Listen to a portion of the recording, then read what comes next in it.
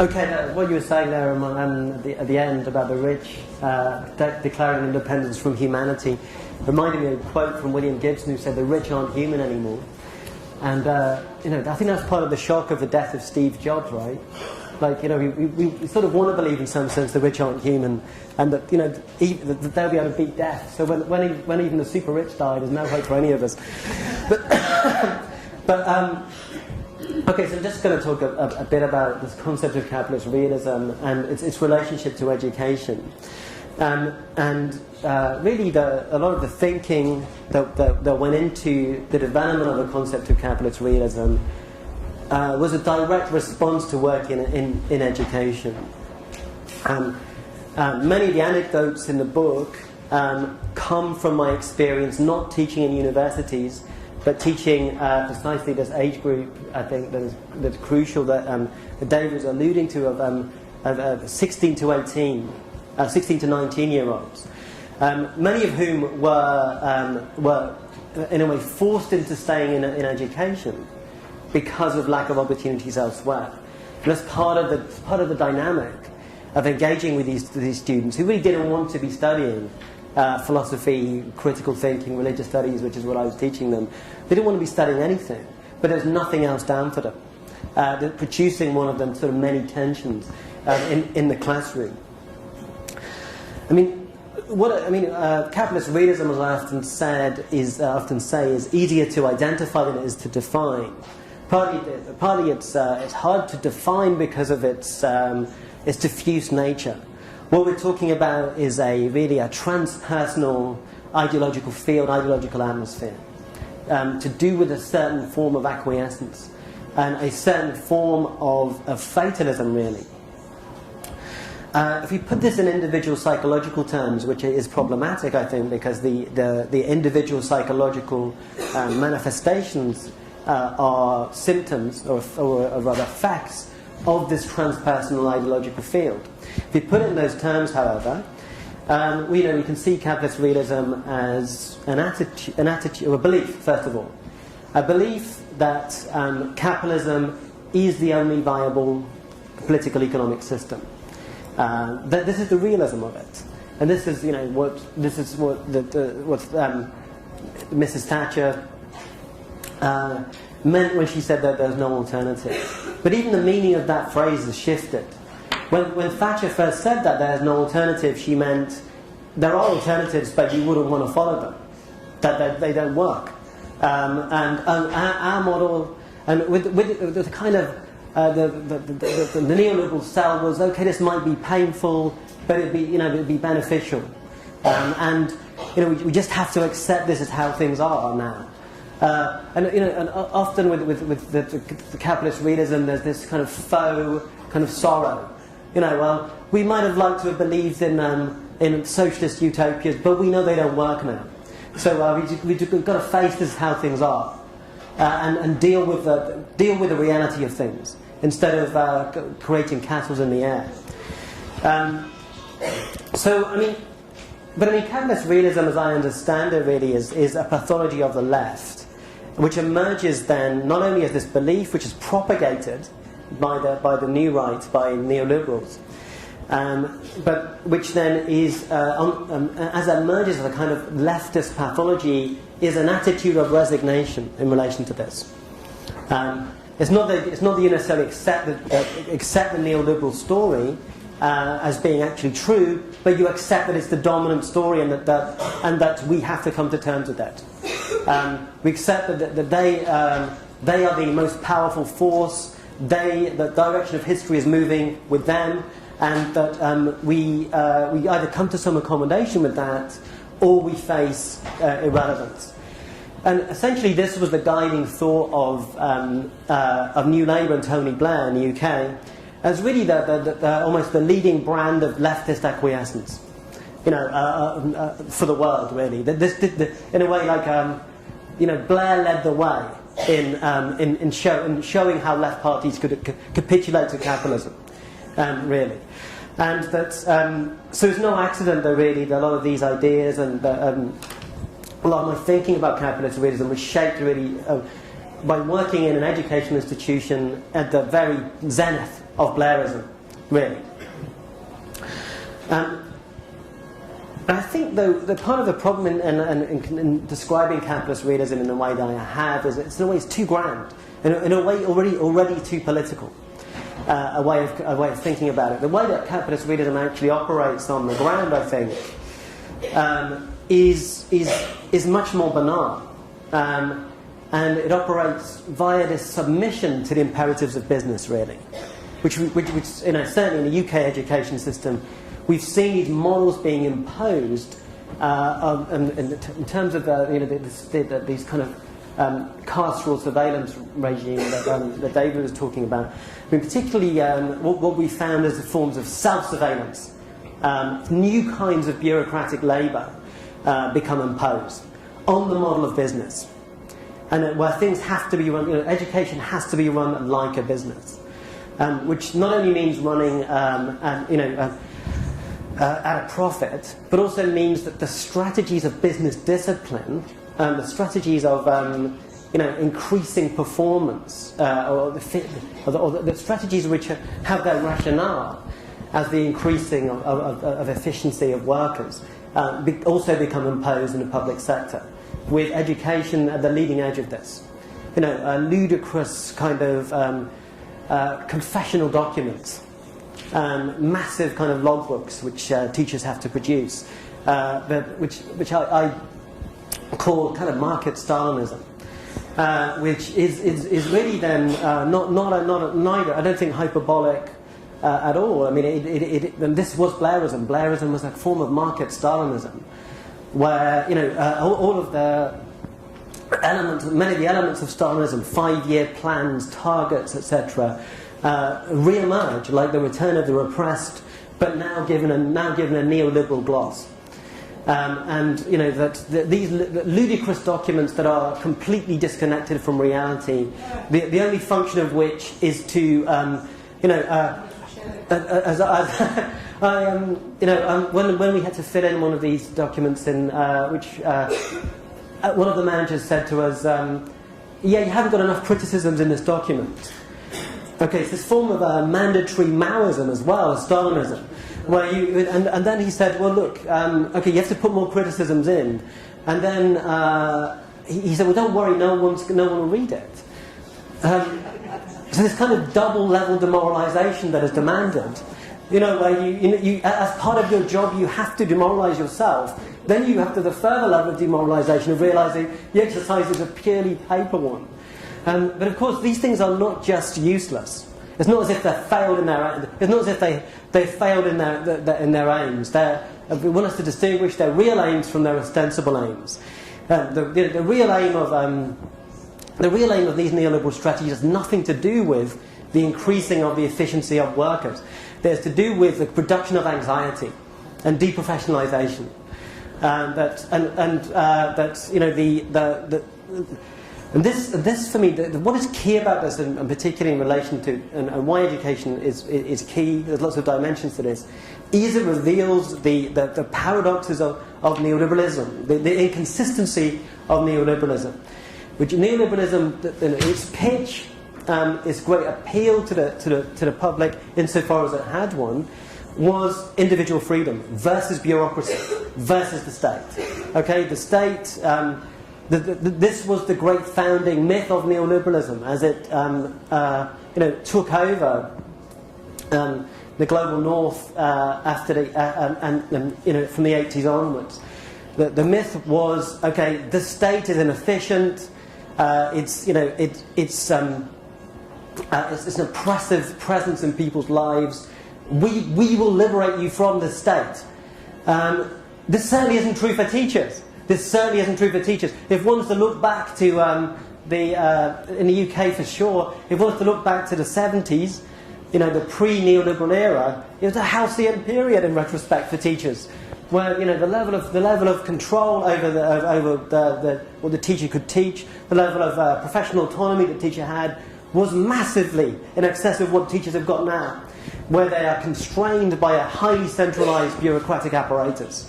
How can this be? How can this be the case? How can there be this claim of neoliberalism to have liberated us from the state, Yet what we've actually seen is the massive increase, not only of centralized state control, but of a more pernicious form of decentralized control, which is ultimately contracted out to the individual teacher themselves. You know, we have to oppress ourselves now. This is the difference. And key to this in the UK was the development of the Office for Standards and Education, which emerged under Thatcher in the late 80s, and now has a tyrannical grip over the kind of compulsory education system and of teachers, which has devastating psychic consequences for teachers. The level of mental illness, suicides, etc., that have massively increased as the kind of tyranny of Ofsted, i.e. state bureaucratic control of education on a neoliberal model, i.e. the worst of all worlds. You know, this all typifies public institutions in the UK now. A mixture of a mixture of state intervention to a high degree with neoliberal managerialist bullshit. You know, this is the model, which certainly has nothing to do with individual freedom, not for teachers anyway.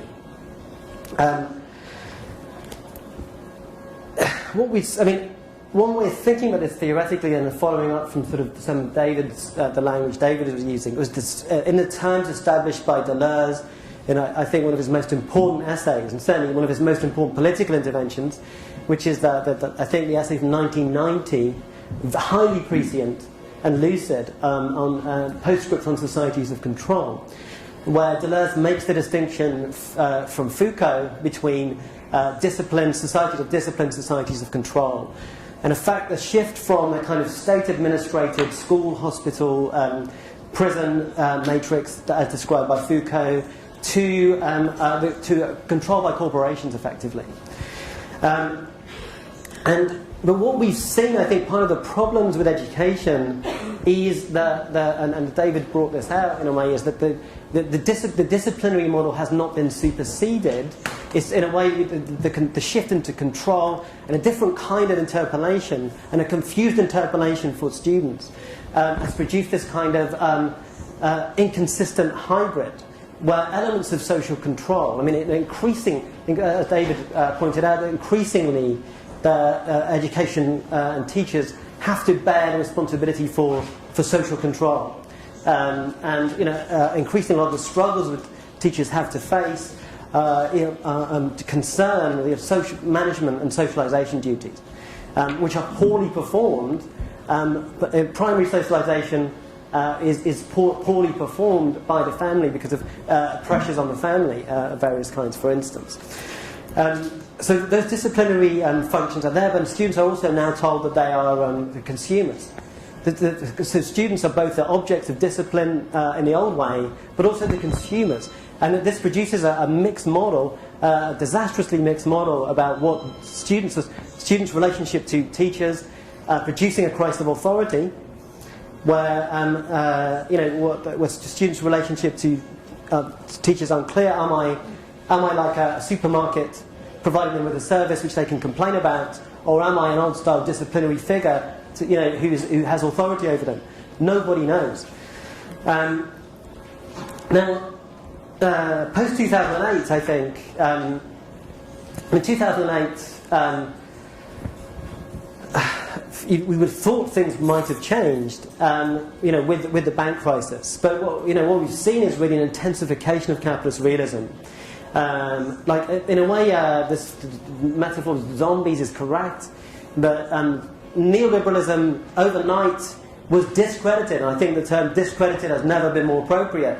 Overnight discredited, but so what? Doesn't matter. You don't need legitimacy to function to be the because neoliberalism is the occupying power. Okay.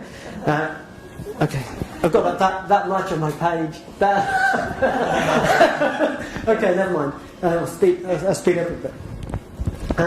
Neoliberalism installed itself over a 30-year period and became a set of institutional defaults. They won't disappear just because there's no legitimacy or or strong momentum behind the project. They have to be dismantled by an alternative kind of political agent. Such an agent is not there. That's clear. What worries me about what Mike is saying is the potential rhyming or consonance with neoliberal strategies.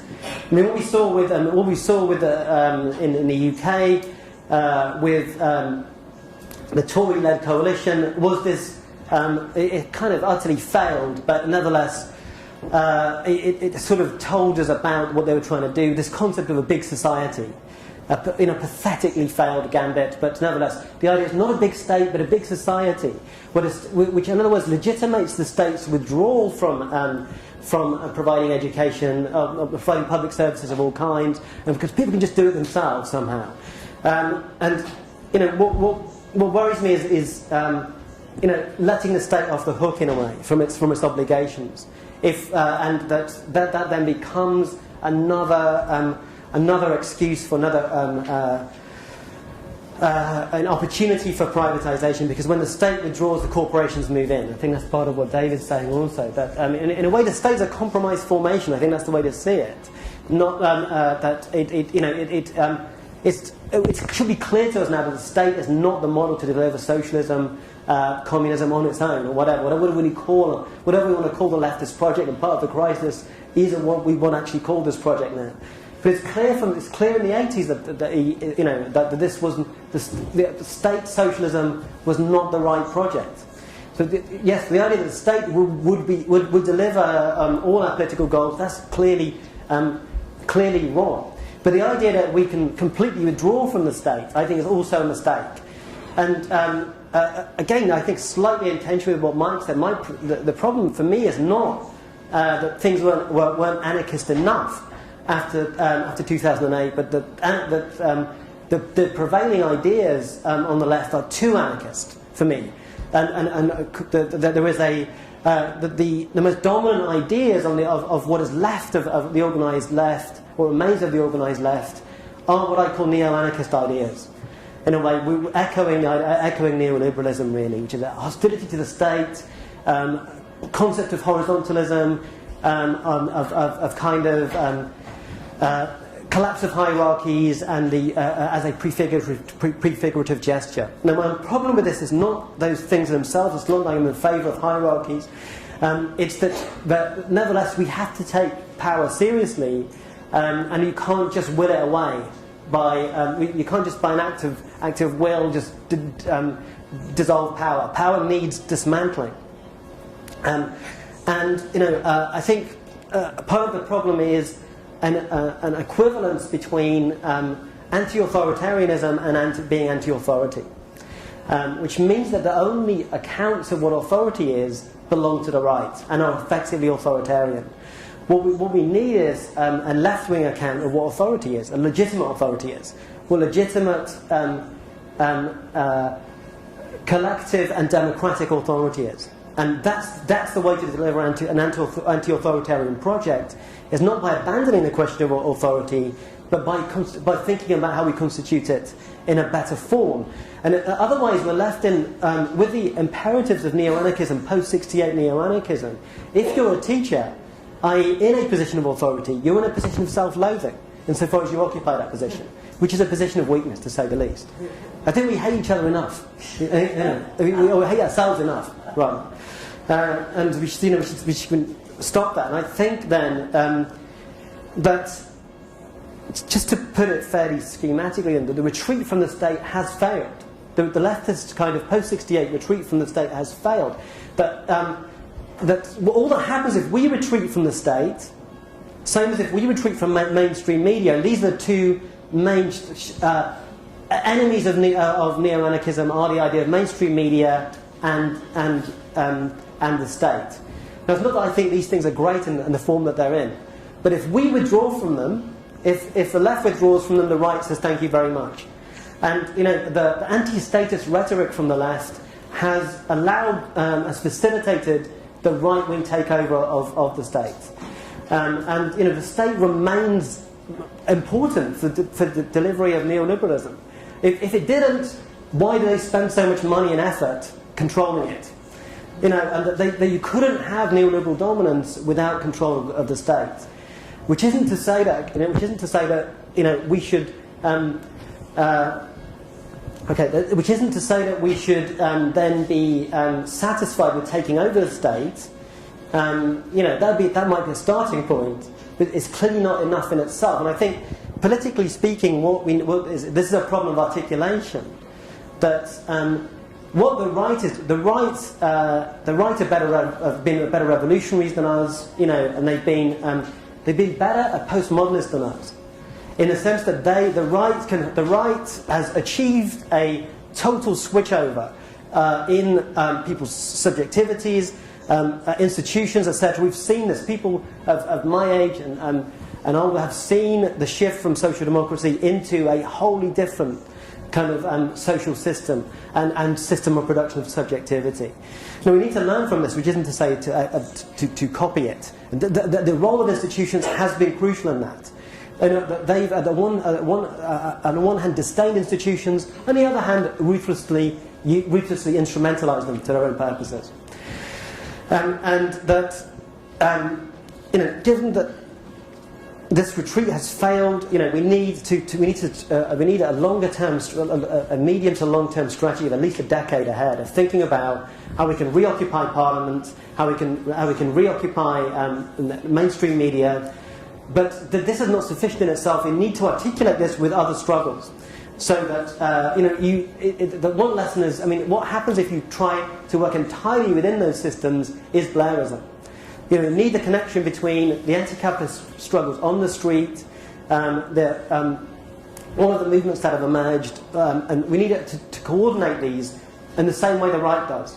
The right has a heterogeneous set of groups with heterogeneous interests, but which nevertheless can come together to form a power block and a reality system. We need the same. We don't have to agree with each other. We have to agree with each other sufficiently to operate as a coordinated block in order to create a new reality system. And part of what I'm saying is, to summarise it, this can't be done directly. It can't be done directly, and it can't be done immediately. The right are more patient than us. They're prepared to do more boring meetings. We want things to. We have the problem on the left is we have the thing, we want things to be exciting, but they end up boring. We want politics to be a carnival or a party. It ends up a boring party which doesn't even achieve anything. And instead of if you go to a few boring meetings, that actually becomes exciting because you can make hegemonic ground by doing this. The right know this. They're happy with us having they're happy with us out there with ghetto blasters, and happy out there in tents, because they know that is something that's easily rooted around, and that change is a matter of indirect action, not direct action, and it's attritional and takes a long time. Okay, 9 minutes left.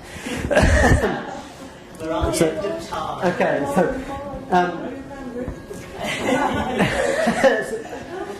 Okay, so what I'm going to do is I'm going to kind of condense this down to 15 minutes.